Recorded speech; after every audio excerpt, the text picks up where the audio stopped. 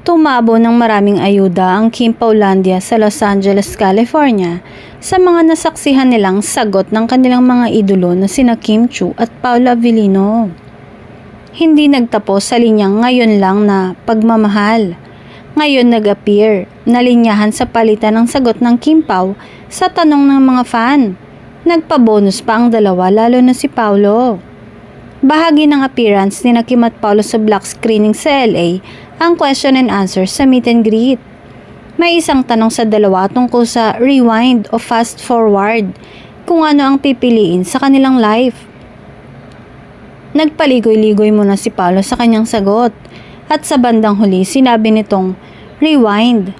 Napatalon sa tuwa at kilig ang kanilang mga tagahanga sa sinabi ni Paulo na gusto niyang i-rewind ang buhay niya noong panahong nasa Pinoy Big Brother pa si Kim at paglabas nito ay gusto niya itong makilala.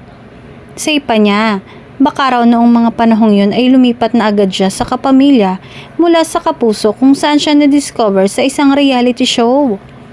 Komento nga ng mga fans nila dito sa Pinas. Nasa US naman pala ang paayuda ng Kim Pao.